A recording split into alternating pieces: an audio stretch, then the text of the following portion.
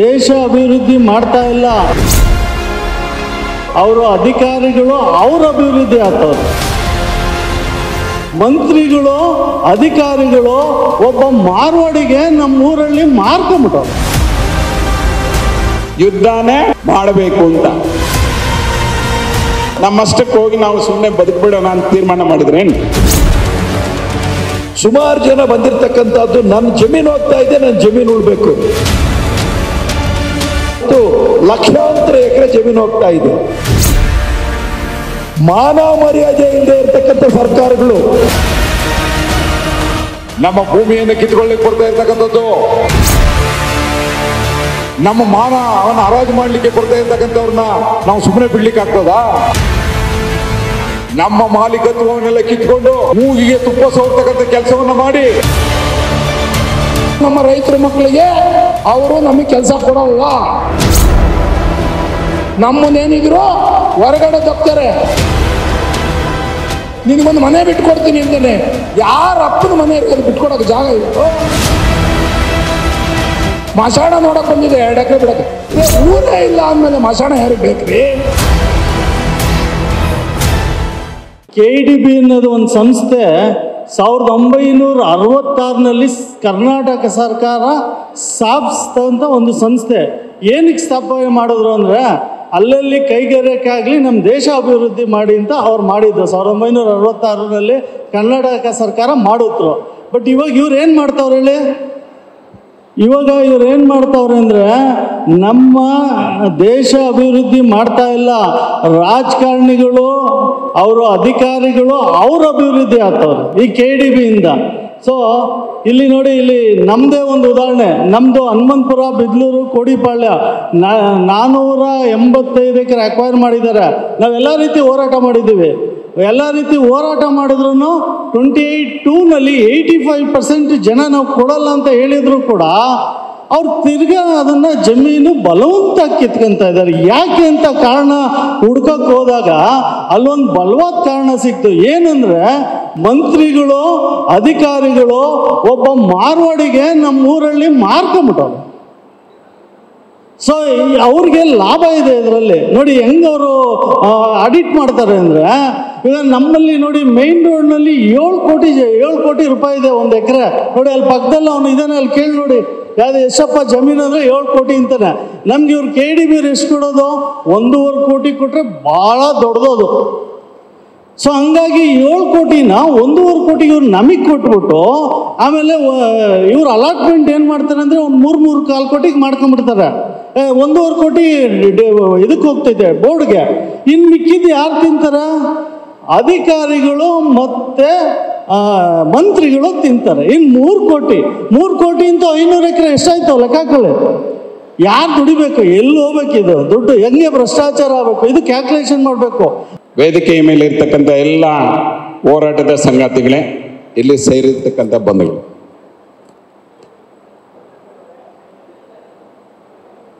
ಭೂಮಿಯ ಪ್ರಶ್ನೆ ಇವತ್ತು ನಿನ್ನೆದಲ್ಲ. ಮಹಾಭಾರತದ ಯುದ್ಧ ನಡೆದಿದ್ದೇನಕ್ಕೆ? ಮಹಾಭಾರತ ಯುದ್ಧ ನಡೀತಲ್ಲ ಭೂಮಿಗಾಗಿ ಹೋರಾಟ ಅಲ್ವಾ? ಪಾಂಡವರ ಮಧ್ಯೆನೆ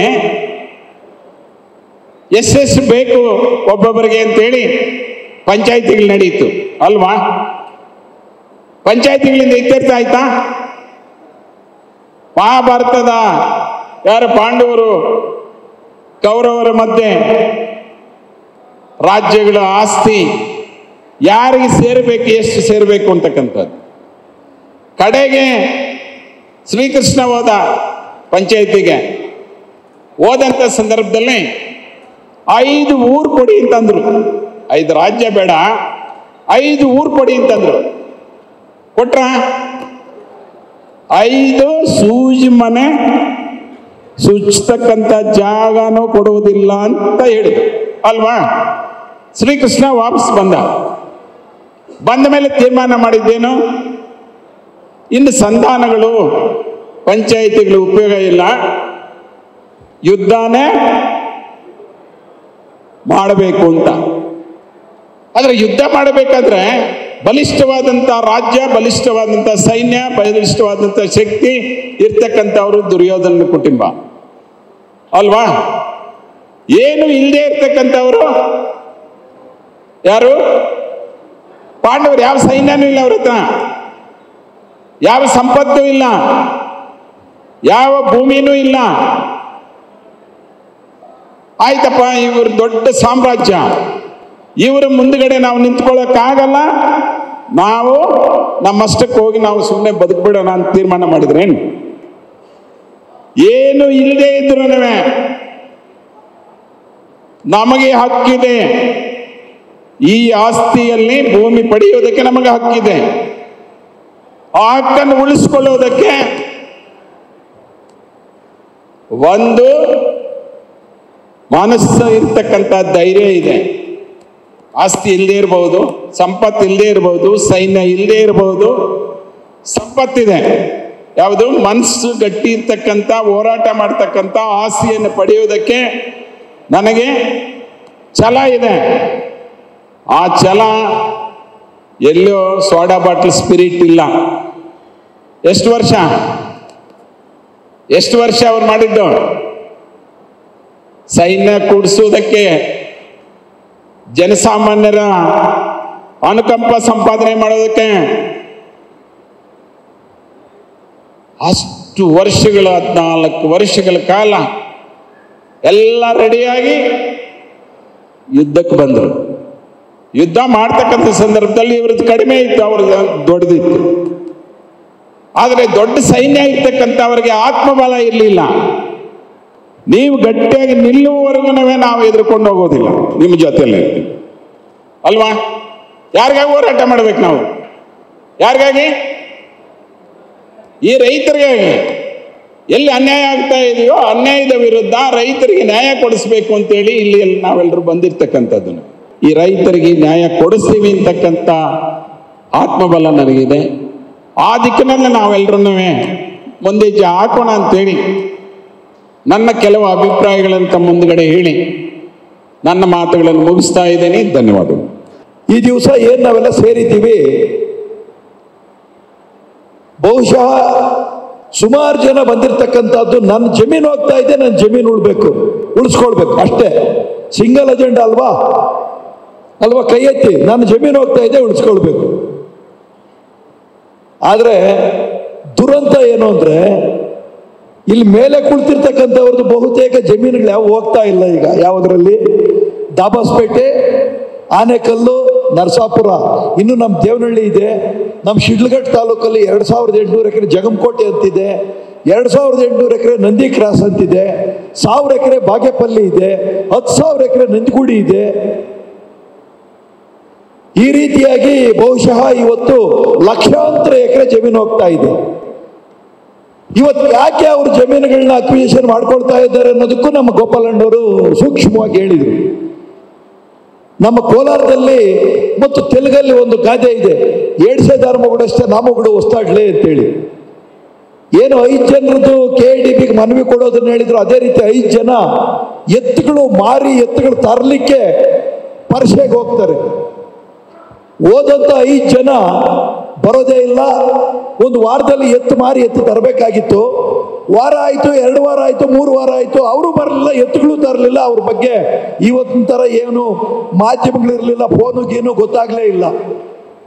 ಒಬ್ಬ ಏನು ಮಾಡಿಲ್ಲ, ಮನೆ ಮುಂದೆ ಬಂದು ನನ್ನ ಗಂಡನು ಎತ್ತುಗಳು ಮಾರಕ್ಕೆ ಹೋದವನು ಬರಲಿಲ್ವೇ ಅಂತ ಎದೆ ಹೊಡ್ಕೊಂಡು ಬೀದಿಲಿ ಅಳ್ತಾ ಇದ್ಲು.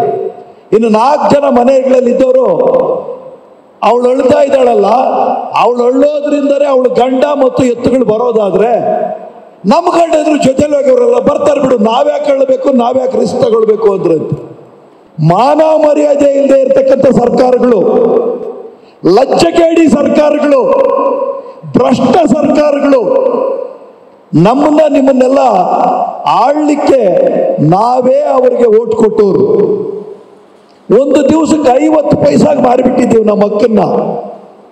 4 ಆಣಿಗೆ ಮಾರಿದ್ದೀವಿ, 8 ಆಣಿಗೆ ಮಾರಿದ್ದೀವಿ, 12 ಆಣಿಗೆ ಮಾರಿದ್ದೀವಿ, 1 ರೂಪಾಯಿಗೆ ಮಾರಿದ್ದೀವಿ. ನಾವ್ಯಾರು ಕೊನೆ ಪಕ್ಷ 1,000ಕ್ಕಾದ್ರೂ ಒಂದು ದಿವಸಕ್ಕೆ ನಮ್ಮ ಹಕ್ಕನ್ನು ಅವ್ರಿಗೆ ಕೊಟ್ಟಿದ್ದೀವಾ? ಇಲ್ಲ. 4 ಆಣೆ 8 ಆಣೆ 12 ಆಣೆ ₹1 ಇಷ್ಟಕ್ಕೆ ಮಾರಿಬಿಟ್ಟಿದ್ದೀವಿ. ನಮ್ಮ ರೈತರ ಭೂ ಹೋರಾಟದ ಒಂದು ಹೋರಾಟ ಯಶಸ್ವಿಯಾಗಲಿ ಅಂತ ಹೇಳ್ತಾ ಅವಕಾಶಕ್ಕೆ ಧನ್ಯವಾದಗಳು. ನಮ್ಮಲ್ಲಿ ಯಾರು ಭೂಮಿಯನ್ನು ಖರೀದಿ ಮಾಡ್ಕೊಳ್ತಕ್ಕಂಥವ್ರು ಇಲ್ಲ. ಇಲ್ಲಿರ್ತಕ್ಕಂಥವ್ರು ಒಂದಡಿ ಜಾಗ ತಗೊಳ್ಳಿಕ್ಕೂ ನಮ್ಮ ಹತ್ರ ತಾಕತ್ತಿಲ್ಲ. ಆದರೆ ಕಪ್ಪು ಹಣ, ಬಂಡವಾಳಶಾಹಿಗಳು, ಶ್ರೀಮಂತರು ನಮ್ಮೆಲ್ಲರ ಭೂಮಿಯನ್ನು ಒಡೆದು ಇವತ್ತು ಏನು ₹1 ಆಗ್ತಕ್ಕಂಥದನ್ನ ಮುಂದಿನ 10 ವರ್ಷ ತಲೆಮಾರುಗಳಲ್ಲಿ ಕೋಟಿ ಹಣವನ್ನು ಮಾಡಬೇಕು ಅಂತೇಳಿ ನಮ್ಮ ಭೂಮಿಯನ್ನು ಕಿತ್ಕೊಳ್ಳಿಕ್ಕೆ ಬರ್ತಾ ಇರ್ತಕ್ಕಂಥದ್ದು ಅವರು. ನಮ್ಮ ಭೂಮಿಯನ್ನು ಕಿತ್ಕೊಳ್ಳಿಕ್ಕೆ ಬರ್ತಾ ಇರ್ತಕ್ಕಂಥದ್ದು. ಇವತ್ತೇನು ನಾವು ಮಾನ ಮುಚ್ಚಿಕೊಳ್ಳಿಕ್ಕೆ ಬಟ್ಟೆಯನ್ನು ಹಾಕಿದೀವಿ, ಆ ಬಟ್ಟೆಯನ್ನು ಕಿತ್ಕೊಳ್ಳಿಕ್ಕೆ ಬರ್ತಕ್ಕಂಥವ್ರನ್ನ, ನಮ್ಮ ಮಾನವನ್ನು ಹರಾಜು ಮಾಡಲಿಕ್ಕೆ ಬರ್ತಾ ಇರ್ತಕ್ಕಂಥವ್ರನ್ನ ನಾವು ಸುಮ್ಮನೆ ಬಿಡ್ಲಿಕ್ಕೆ ಆಗ್ತದ? ಸುಮ್ಮನೆ ಬಿಡ್ಲಿಕ್ಕೆ ಆಗ್ತದ ಹೇಳಿ? ಏನ್ ಮಾಡಬೇಕು? ಹೋರಾಟದ ಮೂಲಕ ನಮ್ಮ ನ್ಯಾಯ ಮಾನವನ್ನ ಉಳಿಸ್ಕೋಬೇಕು ಅಂತ ಹೇಳಿದ್ರೆ ನಾವು ರಸ್ತೆಗೂ ಬರಬೇಕಾಗ್ತದೆ, ಬೀದಿಗೂ ಬರಬೇಕಾಗ್ತದೆ. ಹೋರಾಟದ ಹಾದಿಯನ್ನು ಹಿಡಿದು ಮುಂದಿನ ದಿನಗಳಲ್ಲಿ ಯಾರು ಭ್ರಷ್ಟರು ಬಂಡವಾಳಶಾಹಿಗಳ ಪರವಾಗಿ ಕೆಲಸ ಮಾಡ್ಲಿಕ್ಕೆ ಬರ್ತಾರೆ ಅವ್ರಿಗೆ ಬುದ್ಧಿ ಕಲಿಸ್ತಕ್ಕಂಥ ಕೆಲಸವನ್ನ ಮಾಡಬೇಕಾಗ್ತದೆ. ನನ್ನನ್ನ ಭೂಮಿಯ ಮಾಲೀಕ ಅಂತ ಕನ್ಸಿಡರ್ ಮಾಡಿ ಯಾವ ಕಂಪನಿಗಳು, ಯಾವ ವಿದೇಶಿ ಬಂಡವಾಳ ಬರ್ತದೆ ನಮ್ಮ ಜೊತೆ ಒಪ್ಪಂದವನ್ನ ಮಾಡಿಸಿ ನಾವು ಆ ಭೂಮಿಯನ್ನು ಅವ್ರಿಗೆ ಕೊಡ್ತೇವೆ, ಅಲ್ಲಿ ಬರ್ತಕ್ಕಂಥ ಲಾಭದಲ್ಲಿ ನಾವು ಲಾಭ ಪಡಿತೇವೆ, ಆವಾಗ ನಾವು ಮಾಲೀಕರಾಗಿ ಉಳಿತೇವೆ. ನಮ್ಮ ಮಾಲೀಕತ್ವವನ್ನೆಲ್ಲ ಕಿತ್ಕೊಂಡು ನಮ್ಗೆ ಮೂಗಿಗೆ ತುಪ್ಪ ಸೋರ್ತಕ್ಕಂಥ ಕೆಲಸವನ್ನ ಮಾಡಿ ಅಷ್ಟೋ ಇಷ್ಟೋ ಪರಿಹಾರದ ರೂಪದಲ್ಲಿ ಕೊಟ್ಟು ನಿಮ್ಮ ಹೊಟ್ಟೆಯನ್ನು ತುಂಬಿಸಿ, ನಿಮ್ಮ ಜೋಬ್ ತುಂಬಿಸಿ, ನಿಮ್ಮ ಹೆಂಡತಿ ಮಕ್ಕಳು, ನಿಮ್ಮ ಸರ್ಕಾರ, ನಿಮ್ಮ ಪಕ್ಷ, ನಿಮ್ಮ MLAಗಳು, ನಿಮ್ಮ ಮಂತ್ರಿಗಳು, ನಿಮ್ಮ ಮುಖ್ಯಮಂತ್ರಿಗಳು, ನಿಮ್ಮ ಪಕ್ಷದ ರಾಜಪಕ್ಷವನ್ನು ಸುಪ್ಪಿಸಲಿಕ್ಕೆ ನಮ್ಮ ಭೂಮಿಯನ್ನು ಕಿತ್ಕೊಳ್ಳಿಕ್ಕೆ ಬೈದಿರ. ಇವತ್ತು ನಾವು ಬೈದೇವಿಲ್ರಿ, ನಾವು ಯಾವುದೇ ಕಾರಣಕ್ಕೂ ಭೂಮಿಯನ್ನು ಕೊಡೋದಿಲ್ಲ. ಇವತ್ತು ನಮ್ಮ ಭೂಮಿಯನ್ನು ಕೊಟ್ಟರೆ ನಮ್ಮ ರಕ್ತವನ್ನು ಕೊಟ್ಟಂತೆ, ನಮ್ಮ ಭೂಮಿ ಏನಾದರೂ ನಿಮಗೆ ಕೊಟ್ಟರೆ ನಮ್ಮ ಪ್ರಾಣ ಕೊಟ್ಟಂತೆ. ನೀವು ಹೋಗಿ ಇಲ್ಲಿ ಬಂದಿರತಕ್ಕಂಥವ್ರು ನಿಮ್ಮ ಜೊತೆಲಿ ಊರಲ್ಲಿ ಇರ್ತಕ್ಕಂಥ ಜಾಗೃತಿ ಮಾಡಿ ಹೆಚ್ಚಿನ ಸಂಖ್ಯೆಯಲ್ಲಿ ಸೇರೋಣ, ಹೋರಾಟ ರೂಪಿಸೋಣ ಅಂತ ಹೇಳ್ತಾ ನನಗೂ ಮಾತನಾಡಲಿಕ್ಕೆ ಅವಕಾಶ ಮಾಡಿಕೊಟ್ಟಂತ ವೇದಿಕೆ ಮೇಲೆ ಇರ್ತಕ್ಕಂಥ ನಮ್ಮ ಹೋರಾಟಗಾರರು ತಮ್ಮೆಲ್ಲರಿಗೂ ಹೊಂದಿಸ್ತಾ ನಾನು ಮಾತು ಮುಗಿಸ್ತೇನೆ. ಜೈ ಹಿಂದ್, ಜೈ ಕಿಸಾನ್. ಇವತ್ತಿನ ದಿವಸ KDB ವಿರುದ್ಧವಾಗಿ ನಾವೆಲ್ಲ ಹೋರಾಟ ಮಾಡಬೇಕು ಅಂತ ನಮ್ಮ ವಿಜಯ್ ಕುಮಾರ್ ನೇತೃತ್ವದಲ್ಲಿ ಇವತ್ತಿನ ದಿವಸ ನಮ್ಮ ಈ ಹನುಮಂತಪುರ ಬೆಂಗಳೂರು ನಮಸ್ತೆ ಬೆಂಗಳೂರು ಹೋಟ್ಲಲ್ಲಿ ಹಮ್ಮಿಕೊಂಡಿದ್ದೀವಿ. ಖಂಡಿತವಾಗಲೂ ಈ ಹೋರಾಟ ನಿರಂತರವಾಗಿರಬೇಕು. ಏಕೆಂದರೆ ಇವತ್ತಿನ ದಿವಸ KDB ಅನ್ನೋದು ಇವತ್ತಿನ ದಿವಸ ಎಲ್ಲ ಉದಾಹರಣೆ ಕೊಟ್ಟಿದ್ದಾರೆ. ಅದರ ಬಗ್ಗೆ ನಾನು ಹೆಚ್ಚಿಗೆ ಮಾತಾಡೋಕ್ಕೆ ನನಗೆ ಸಮಯ ಅವಕಾಶ ಇಲ್ಲ. ಯಾಕೆಂದರೆ ಮಾತಾಡಬೇಕು ಅಂತ ಇದ್ರೆ ಎಲ್ಲ ನಮ್ಮ ವೇದಿಕೆ ಮೇಲೆ ಇರತಕ್ಕಂಥ ಎಲ್ಲ ಮುಖಂಡರು ಮಾತಾಡಿದ್ದಾರೆ. ಇವತ್ತಿನ ದಿವಸ ನಮ್ಮನ್ನ ಒಡೆದು ಆಳ್ತಕ್ಕಂಥ ಕೆಲಸನ ನಮ್ಮ KDB ಅಧಿಕಾರಿಗಳಿರ್ಬೋದು, ರಾಜಕಾರಣಿಗಳಿರ್ಬೋದು ಮಾಡ್ತಾ ಇದ್ದಾರೆ. ಯಾಕೆಂದರೆ ಇವತ್ತಿನ ದಿವಸ ಅಣ್ಣರು ಹೇಳಿರು 3 ಅವರು ಬಿಟ್ಕೊಡ್ತಾರೆ ಅಂತ. ನಮ್ಮ ಗ್ರಾಮಕ್ಕೆ ಬರ್ತಾರೆ, ನಮ್ಮನ್ನೇ 3 ಭಾಗ ಮಾಡ್ತಾರೆ. ಅದಕ್ಕೆ ಯಾರು ಆಸ್ಪದ ಕೊಡಬೇಡಿ. ನೋಡಿ, ನಾವೇನಾರ ಇವತ್ತಿನ ದಿವಸ ಜಮೀನು ಕಳ್ಕೊಂಡಿದ್ದೆ ಅಂತ ಆದರೆ ಅವ್ರ ಹತ್ರ ನಾವು ವಾಚ್ಮೆನ್ ಕೆಲ್ಸಕ್ಕೆ ಹೋಗ್ಬೇಕಾಗತ್ತೆ. ವಾಚ್ಮೆನ್ ಕೆಲ್ಸಕ್ಕೆ ಹೋಗ್ಬೇಕಾದ್ರೆ ಬೆಳಗ್ಗೆ ಅವ್ನು ಬಂದಾಗ ಒಂದ್ಸಲಿ ಸೆಲ್ಯೂಟ್, ಹೋಗ್ಬೇಕಾದ್ರೆ ಒಂದ್ಸಲಿ ಸೆಲ್ಯೂಟ್ ಹೊಡಬೇಕು. ಯಾರೇ ಆಗಿರಲಿ, ಹನುಮಂತಪುರ ಇರ್ಬೋದು, ಬಿದ್ದೂರು ಇರ್ಬೋದು, ಕೋಡಿಪಾಳ್ಯ ಇರ್ಬೋದು, ಯಾರು ನಮ್ಮ ರೈತರ ಮಕ್ಕಳಿಗೆ ಅವರು ನಮಗೆ ಕೆಲಸ ಕೊಡೋಲ್ಲ. ನಮ್ಮನ್ನೇನಿದ್ರು ಹೊರಗಡೆ ದಪ್ತಾರೆ. ನೋಡಿ, ಮೊನ್ನೆ ಯಾರೋ ನಮ್ಮ ಅಧಿಕಾರಿ ಬಂದಿದ್ರು, ರಾಜಣ್ಣ ಅನ್ನೋರು 10 ಎಕರೆ ಕಳ್ಕೊಂತಾರೆ. 10 ಎಕರೆ ಜಾಗ ಹೋಗುತ್ತೆ. ರಾಜಣ್ಣ ನಿನಗೆ 10 ಕುಂಟೆ ಜಾಗ ಕೊಡ್ತೀನಿ, ನಿನಗೊಂದು ಮನೆ ಬಿಟ್ಕೊಡ್ತೀನಿ ಅಂತಾನೆ.